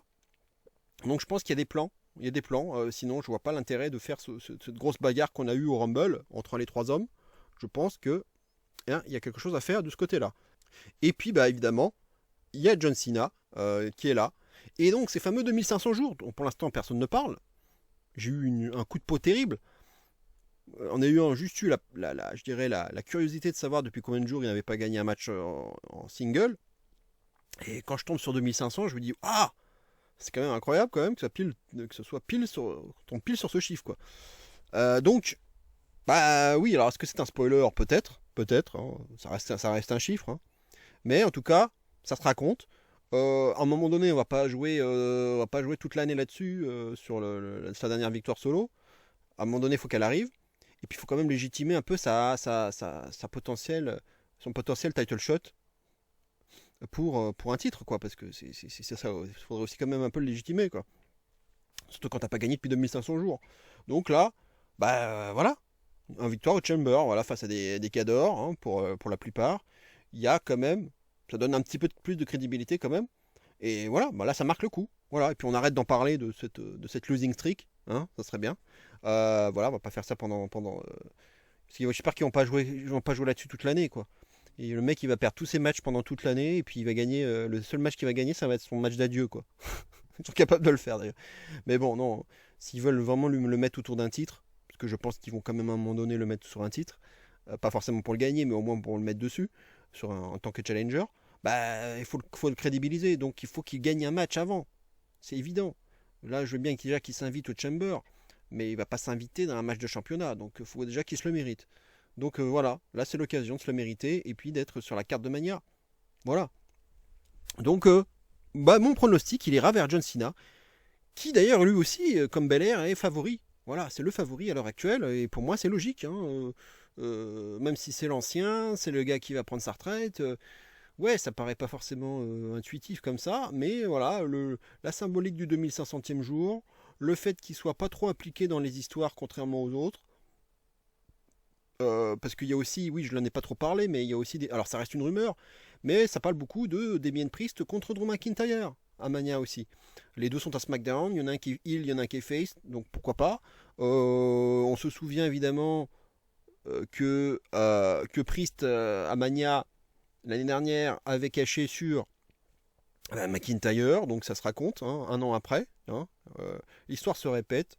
Et puis évidemment, ce moment un peu bizarre au Rumble, là, avec cet embouteillage et puis cette élimination surprise de McIntyre par Priest, justement, avec les LA Knight qui étaient un peu au milieu du chemin. Bon, visiblement, c'était peut-être plus lui qui était visé par l'énervement de McIntyre qu'on avait appris backstage.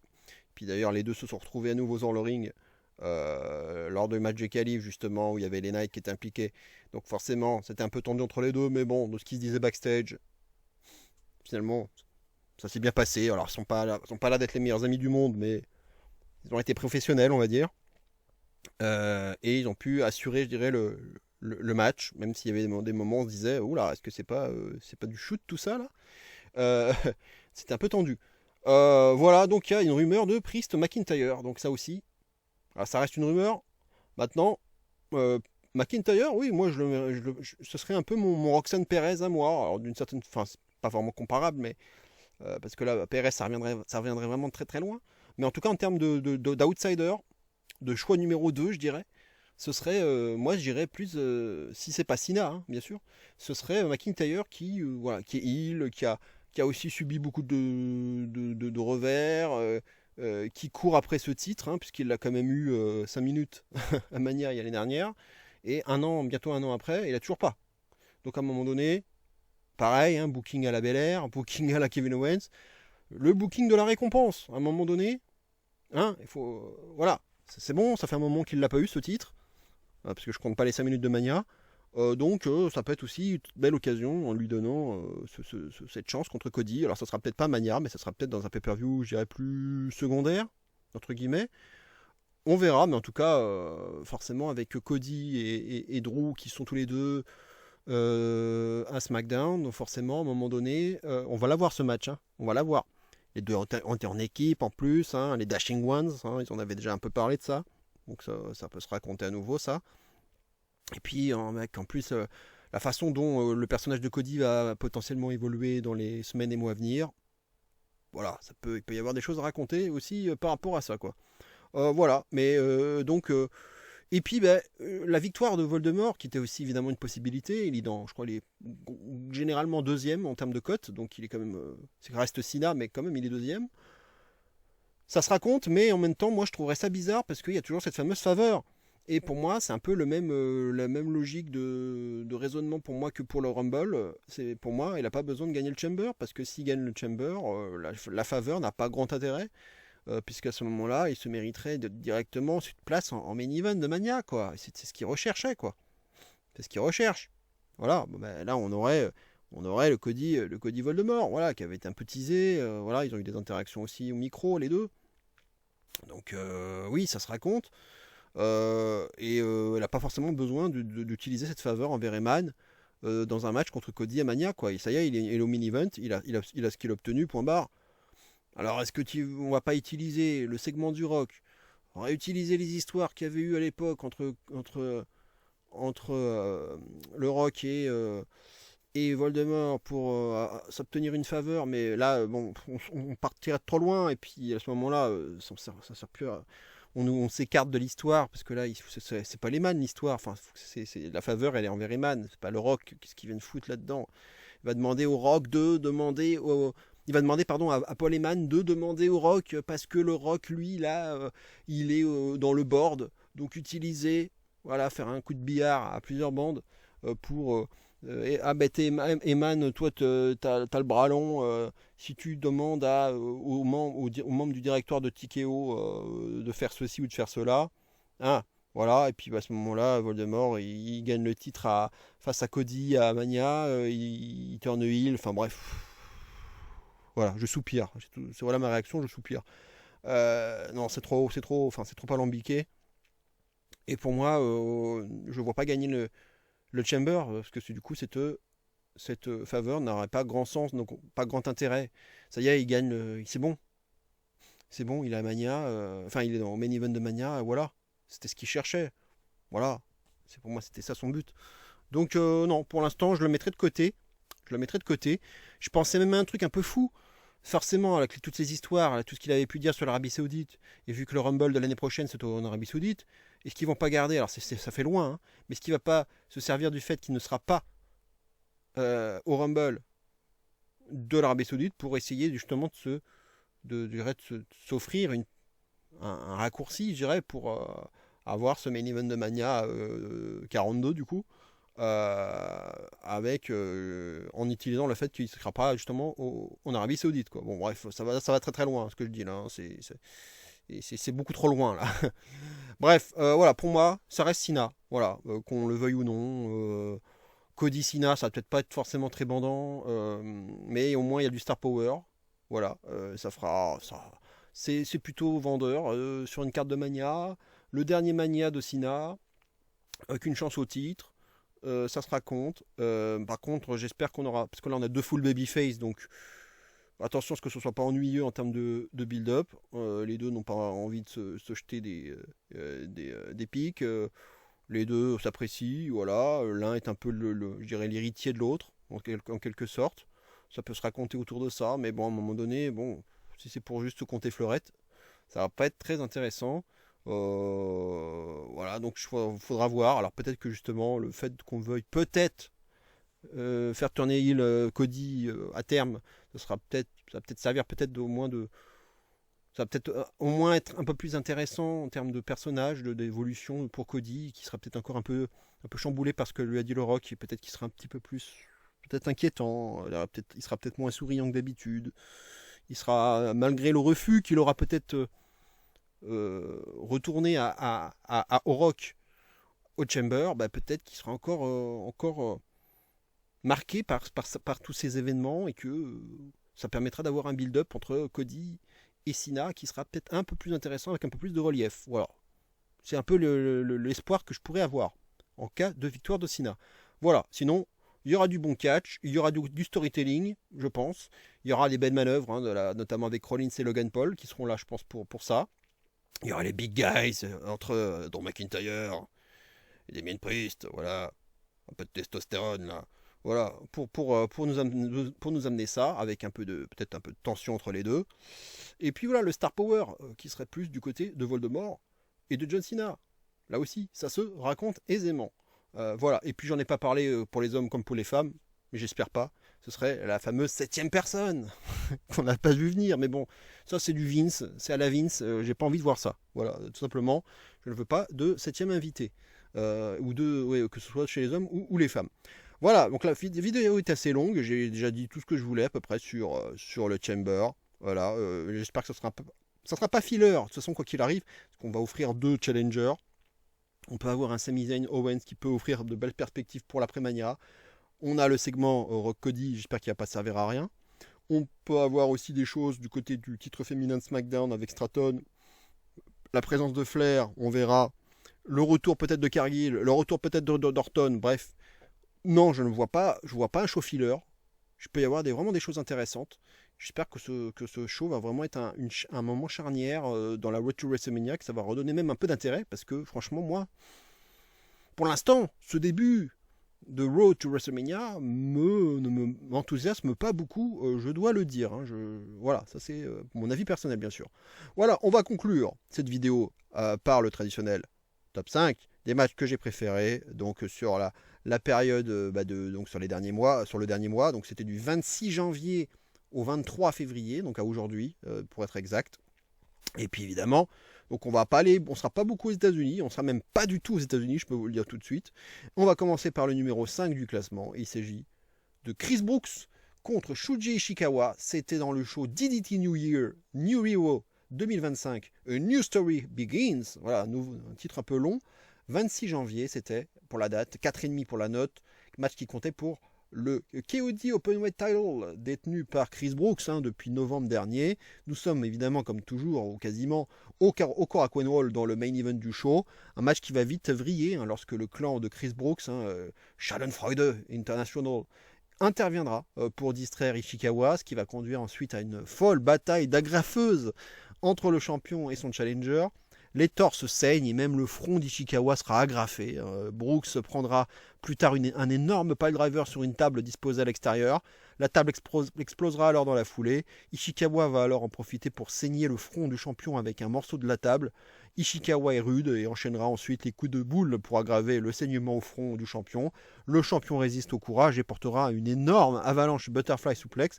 Les atémis et les manchettes pleuvront ensuite, ça va devenir tendu et la fatigue va se faire ressentir. Le double stomp de Brooks n'obtiendra qu'un compte de 2. Même chose sur le Meteora et même le Praying Mantis Bomb de Chris Brooks, un pile driver porté avec les bras barrés. Brooks prendra à son tour un pile driver, les coups pleuvent, le champion est valeureux face à un challenger plus que coriace et dur sur l'homme. Le running knee d'Ishikawa ne récoltera qu'un compte de 2. Le suspense est total. Même la powerbomb d'Ishikawa ne suffira pas à s'imposer. Le match est fou et personne ne peut alors prédire son dénouement. Et le match va se conclure finalement par une soumission. Vraiment, en tout cas, un super match. Les deux hommes auront tout donné, resteront au sol un long moment. Les corps sont meurtris, le sang et la sueur sont là et le perdant aura bien du mal à reconnaître sa défaite, préférant s'en aller, sans serrer la main du vainqueur. Jusqu'à ce qu'ils finissent finalement par revenir pour un duo improbable en chanson autour du Don't Stop Me Now de Queen et enfin une poignée de main. Voilà, c'est un moment totalement what the fuck que seule la DDT est capable de nous offrir. Bref, aussi bien pour le match que pour le post-match, je vous recommande fortement ce très gros match, hyper fun, spectaculaire, rude et à suspense. Ça mérite évidemment une très bonne note, 4,5, donc c'était un très bon moment. On va passer maintenant au match suivant. Azumi, Miyu Hamasaki, Starlight Kid contre Natsupoi Saoriano et Tam Nakano. C'était lors du show Stardom 14th Anniversary Supreme Fight 2025 in Korakuen. Encore un titre long. Le 2 février dernier, c'était pour la note de 4,5. Match comptant pour les titres Artist of Stardom, les titres trio, si vous préférez, qui sont détenus donc par les Cosmic Angels, à savoir Natsupoi Saoriano et Tam Nakano. Face à elle, donc 3 filles très talentueuses du clan Neo Genesis, ça promettait donc une sacrée confrontation. Et que dire, si ce n'est qu'il faut voir ce match vraiment à tout prix. C'est juste un match fou qui va à 100 à l'heure, avec beaucoup d'action à plusieurs dans le ring, des near-fall frissons et des sauvetages in extremis. Certains duels sont très qualitatifs, notamment entre Natsupoi et Starlight Kid, et entre Saoriano et Azumi. Normal, me direz-vous, vu la qualité des filles en présence. Starlight Kid ayant récemment pris le titre Wonder of Stardom à Natsupoi, on sent encore ici leur rivalité transparaître. Tam Nakano et Miyu Hamasaki auront été, je dirais, plus discrètes dans ce match, laissant la lumière aux 4 autres filles qui ont juste un niveau, je dirais, hallucinant, et leur alchimie est juste incroyable. C'était juste de l'art en mouvement ce match, ce qui est assez ironique, vu que ce sont les titres Artist of Stardom qui sont en jeu ici. Match intense, spectaculaire, vif, technique et à couper le souffle. Bref, j'ai vraiment adoré ce match, du vrai Joshi comme on l'aime, et qui mérite amplement sa note de 4 étoiles et demie. On va passer maintenant au numéro 3 de ce top 5. Il s'agit de Kenny Omega et Will Ospreay contre Kolosuke Takeshita et Kyle Fletcher. C'était lors du show AEW Grand Slam Australia du 15 février. 4,5 pour la note. Pluie d'étoiles dans le ring avec ce match de tag qui promettait beaucoup vu les 4 Ferrari présentes dans le ring. Ospreay Omega, c'est une vraie Dream Team, c'est les New Mega Powers, et en plus dans une salle aussi survoltée ici qu'à Brisbane en Australie, on ne pouvait qu'obtenir un banger, et ce fut le cas avec la bonne idée d'avoir mis ce match en opener du show. Ce match est un vrai feu d'artifice, beaucoup de manœuvres aériennes, de belles combinaisons, ça part dans tous les sens et on ne s'ennuie pas une seule seconde. Don Callis aura évidemment eu son petit moment de hit qui fut heureusement de courte durée, et jusqu'à la dernière seconde, on en prend plein les mirettes de jolis sauvetages in extremis de la part des partenaires des uns et des autres. Match à suspense, c'est spectaculaire, pluie d'étoiles dans le ring, et forcément une pluie d'étoiles au niveau de la notation de ce match. La combinaison qui mettra fin au combat est également fort réussie, et je vous laisse la découvrir si vous ne l'avez pas encore vue. Gros botch d'Omega sur un Poison Rana malheureusement, mais plus de peur que de mal heureusement. Malgré cette anicroche, j'ai globalement passé un super moment et il paraissait de toute façon peu probable que ces 4-là nous offrent un match décevant. 4,5 donc pour ce très bon moment du catch champagne à son meilleur. J'ai obtenu absolument ce que j'étais venu chercher en regardant ce match. On va passer maintenant au numéro 2 de ce classement. Il s'agit d'Hiroki Goto contre Zack Sabre Jr. C'était lors du show New Japan The New Beginning in Osaka 2025, le 11 février. 4,5 pour la note. Match qui comptait évidemment pour le titre suprême, l'IWGP World Heavyweight Championship. Le titre donc suprême de la New Japan qui est détenu par Zack Sabre Jr. depuis mi-octobre. Un titre que Goto, bizarrement, n'a jamais réussi à obtenir malgré son illustre carrière. Il a réussi à décrocher cette opportunité donc en remportant le Rambo lors du Wrestle Kingdom de début d'année, on s'en souvient. Le champion domine le début de match, il nous offre une nouvelle masterclass technique, visant notamment le bras droit de son adversaire. Sabre arrive à surprendre Goto avec son Zack Driver, mais les deux restent au sol et le champion ne peut pas faire le pin. Un deuxième Zack Driver sera cette fois-ci suivi d'un tombé, mais pas suffisant non plus. Le travail au bras de Sabre est prodigieux, mais Goto résiste au courage. Il ne veut pas laisser une nouvelle occasion de gagner le titre suprême. Une lariat de Goto venue de nulle part arrive à faire virevolter le champion. Les coups de boule de Goto sont percutants, il arrive même à placer son Shutenkai. Sabre revient sur le bras de Goto qui réplique immédiatement avec un nouveau lariato. Le public est en feu, Goto parvient enfin à placer son GTR, le Goto Revolution, et même un deuxième. Sera suffisant pour créer l'exploit. Voilà, j'en dirai pas plus. En tout cas, un sacré match. L'ambiance qui suivra cette fin de match est juste incroyable. Grosse lutte intense, une très belle histoire racontée et un Goto en mode, je dirais, ultra babyface porté par tout un public. Super match, voilà, rempli d'émotions. C'est aussi ça le catch et c'est pour cela qu'il faut voir ce match à tout prix. Et on va terminer donc ce top 5 avec le match que j'ai préféré de ce dernier mois. Il s'agit de Gabe Kidd contre Yota Tsuji.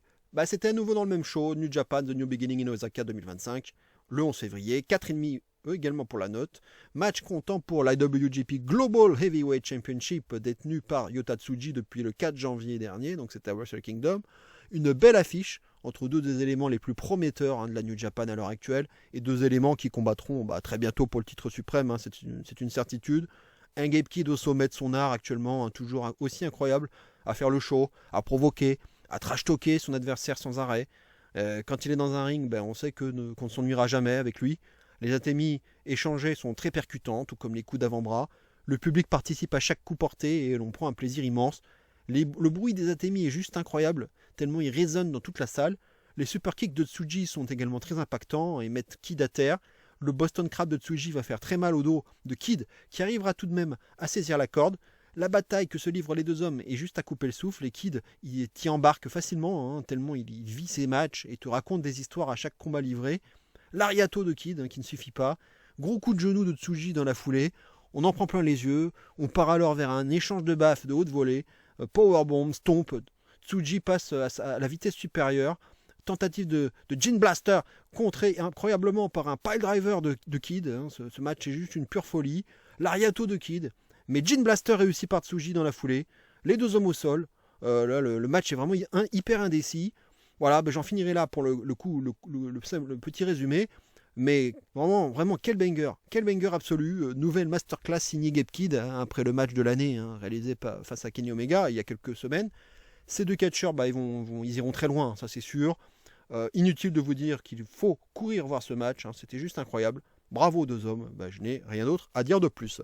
Voilà, c'est terminé pour ce top 5 et donc pour ce morceau catch. J'espère que ça vous aura plu, voilà, que j'ai pas fait trop long. En tout cas, comme d'habitude, je fais l'appel au vote. Je lance l'appel au vote, au vote, en tout cas au like, et évidemment aux abonnements, si vous ne l'avez pas encore fait, si vous aimez le catch, si vous avez envie de continuer de m'écouter sur les pronostics et les reviews, notamment de shows et de matchs. Prochain rendez-vous, comme je l'indique ici sur le visuel, le 2 mars. Voilà, pour la review de l'Elimination Chamber. Donc ce sera évidemment pile dans une semaine, dans 7 jours.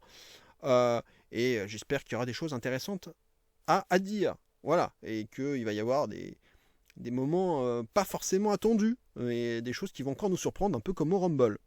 En espérant que ce soit des bonnes surprises. Parce que parfois, il y a aussi des mauvaises surprises. Voilà, comme on a pu le voir au Rumble.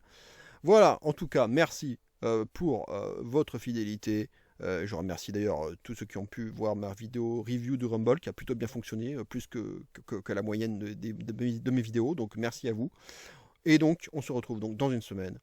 Portez-vous bien, passez une bonne fin de dimanche, et bien entendu, n'oubliez surtout pas, et plus que jamais, vive le catch. Et cero miedo. Ciao à tous.